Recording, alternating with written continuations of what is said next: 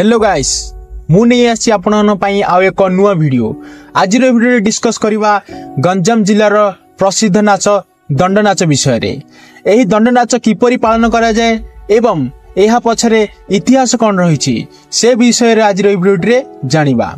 Video को शेष पर्यंत देखंतु। प्रथमे जानिबा दंड नाच पालन करिवार कारण कौन। दंड नाच हेउछि एक प्राचीन प्रथा तथा पवित्र पर्व जहाँकि ओडिशार गंजाम जिले में पालन करा जाए। एही नाच हिंदू मास चैत्र मासरे एवं इंग्रेजी मास एप्रिल रे पालन करा जाए। यह एक नियारा धार्मिक रीतिनीति एवं एथिरे मुख्यतः भगवान शिव एवं देवी पार्वती को उपासना करा जाए।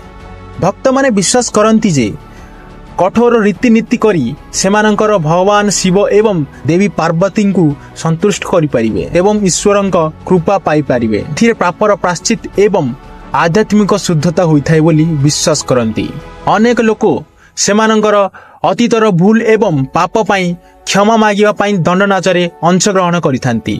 एथिरे रीतिनीति समय रे प्रबल शारीरिक जंत्रणा एवं शरीर को सफा शांति एवं मुक्ति करिथाय। अनेक भक्त सेमानंकर इच्छा पूर्ण हेबा परे दंड नाचरे अंशग्रहण करिथांती। जदि केही शिशु पाई उत्तम स्वास्थ्य आर्थिक सहायता किंबा सफलता पाइबा पाई प्रार्थना करिथांती तेबे सेमानंकर एही कठोर रीतिनीति करी कृतज्ञता प्रदान करिथांती। एही नाच परंपरा एवं सांस्कृतिक दंड नाच यह एक शताब्दी पुराना जहा कि जेनेरेशन टू जेनेरेशन चली आसुअछि।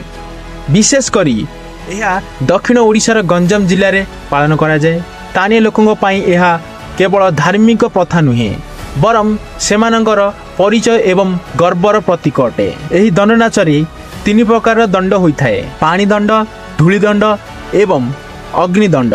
पानी दंड कहिले जहा कि जल रे दंड भंगा जाए ताहाकू पानी दंड कहा जाए एवं अग्निदंड कहिले एही दंड रे दंडुआ माने अग्नि द्वारा दंड भांगी थांती तेणु एहाकू अग्निदंड कहा जाए एवं धूली दंड रे दंडुआ माने स्थल भाग रे दंड खेली थांती जहा कि धूली दंड कहा जाए। एही दंड गुड़िक देखिबाकू बहुत सुंदर एवं मन लाखिजिवो। वर्तमान गंजाम जिले में आरंभ हो सारी दंड नाच। जदि आपण माने देखिबाकू चाहुथांती ताहाले गंजाम जिला को जाई देखि परिबे।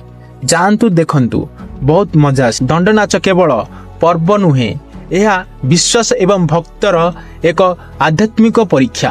गंजाम लोक मानक पई सेमानकर देवता पितृपुरुष एवं सेमानकर संस्कृति सहित जोड़ी हेबा पई यह एक उपाय। यही पर्व बलिदान एवं स्थिरतार एक शक्तिशाली प्रतीक भाव में जारी करा जायछि। एही वीडियो रे एतेकी। आपन जदि वीडियो भल लागिथाय ताहे like comment share and subscribe करंतु।